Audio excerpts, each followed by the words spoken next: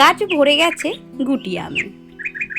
আজ রান্না করব গ্রাম বাংলার হারিয়ে যাওয়া একটি রেসিপি। এই গুটি আমগুলো দিয়েই তৈরি করব। সবার আগে দুটো আম পেড়ে নেব। পেড়ে নিয়েছি দুটি আম। প্রথমে আমের খোসা ছাড়িয়ে নেব। দুটো আমের আমার প্রয়োজন নেই, একটি আমেই আমার হয়ে যাবে।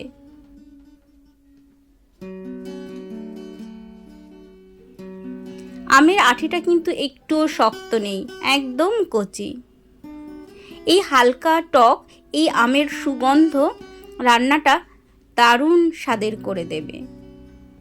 আমটাকে ছোট ছোট করে কেটে নেব।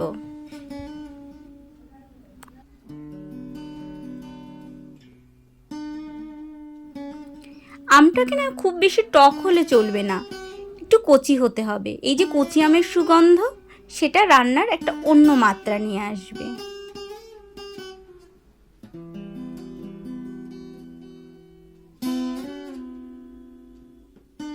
এখানে কেটে নিয়েছি 3 টুকরো চুই ঝাল আম, আর সামান্য কালো জিরে, একটা তেজপাতা, আর একটি বড় সাইজের আলু। নিয়ে নিয়েছি 6 পিস নুন হলুদ দিয়ে ভেজে রাখা শোল মাছ। একটি বাটা মশলা তৈরি করে নেব। তার জন্য দেব 1 চামচ সাদা সর্ষে, 2টি পাকা লঙ্কা কালার সুন্দরের জন্য, সামান্য হলুদ গুঁড়ো আর নুন। তাহলে সর্ষেটার তেতো হবে না। এটাকে একটু জল দিয়ে পেস্ট করে নেব। ওভেনে একটি কড়াই বসিয়ে দিয়েছি। কড়াই গরম হয়ে গেছে। দিয়ে দেব 2 চামচ সর্ষের তেল। তেল গরম হয়ে গেছে। দিয়ে দেব সামান্য কালো জিরে ফোড়ন। ফোড়ন থেকে সুন্দর গন্ধ বেরিয়ে এসেছে। এখন কেটে রাখা যে 3 টুকরো চুই ঝাল নিয়েছিলাম সেটা দিয়ে দেব। এই চুই ঝালটা দিলে রান্নাটা খুব ভালো লাগে খেতে। আপনারা পারলে এটা অবশ্যই দেবেন। চুই ঝালটা একটু জাস্ট 30 সেকেন্ডের মতো ভেজে নেব। এই তেলের মধ্যে দিয়ে দেব কেটে ধুয়ে রাখা আলুর টুকরোগুলি।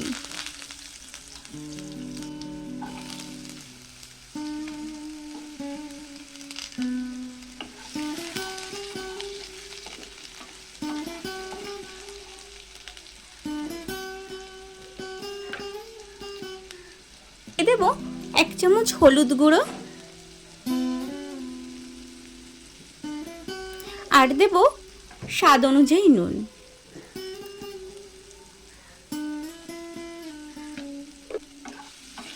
নুন হলুদ দিয়ে আলুগুলোকে বেশ লাল লাল করে ভেজে নেব।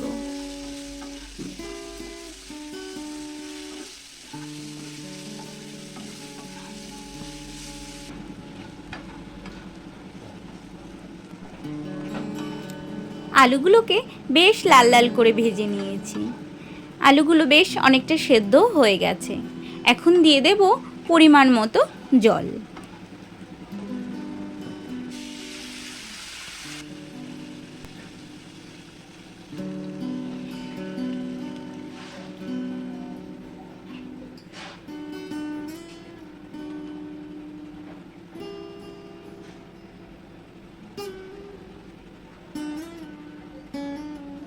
এখন একটি ঢাকনা দিয়ে 6-7 মিনিটের জন্য ঢেকে দেব।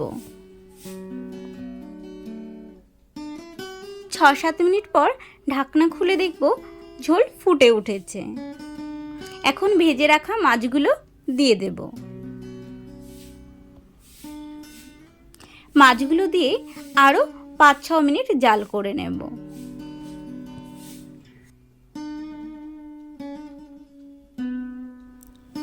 আলুগুলোকে দেখে নেব সেদ্ধ হয়েছে কিনা। আলুগুলোকে 100% সেদ্ধ করে নিতে হবে। এখানে আলু সেদ্ধ হয়েছে কিন্তু পুরোপুরি সেদ্ধ হয়নি, তার জন্য আরো 2-3 মিনিট জাল করে নেব।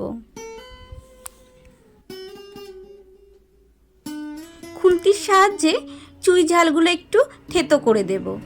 চুই ঝালের সুগন্ধ তরকারির মধ্যে তাহলে ছড়িয়ে যাবে। আম দিয়ে দিলে আর আলুগুলো সেদ্ধ হবে না। এই জন্য আলুটাকে 100% সেদ্ধ করে নিতে হবে। আলু সেদ্ধ হয়ে গেছে, এখন ফোড়ন দিয়ে দেব। এই কড়াইতে দিয়ে দেব 1 চামচ সর্ষের তেল। তেল গরম হয়ে গেছে, এখন কেটে রাখা আমের টুকরোগুলো দিয়ে দেব।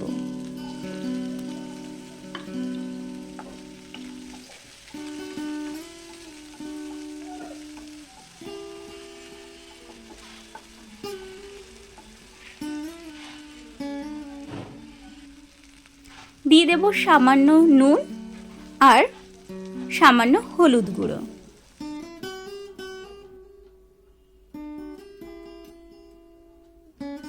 নুন হলুদ দিয়ে আমগুলোকেও বেশ লাল লাল করে ভেজে নেব।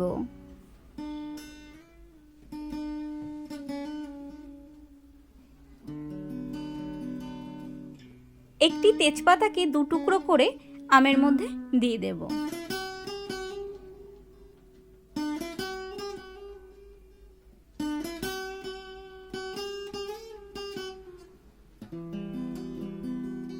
আমগুলোকে বেশ লাল লাল করে ভেজে নিয়েছি। এখন মাছের ঝোলটা আমের মধ্যে ঢেলে দেব।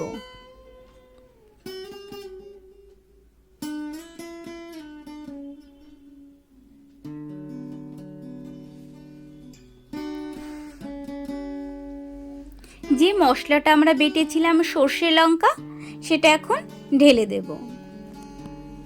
সর্ষে লঙ্কাটা দেওয়ার পর আরও 3-4 মিনিট ফুটিয়ে নেব।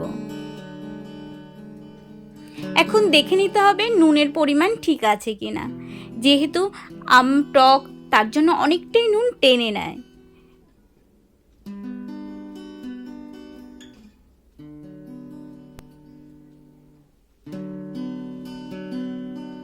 রান্নায় আরেকটু স্বাদ বাড়ানোর জন্য দিয়ে দেব 1/2 চামচ চিনি। এই চিনিটা দেওয়াতে মিষ্টি হবে না, কিন্তু টক মিষ্টির একটা ব্যালেন্স আসবে। এটা কিন্তু অবশ্যই দেবেন, তাহলে স্বাদ অনেক গুণ বেড়ে যাবে।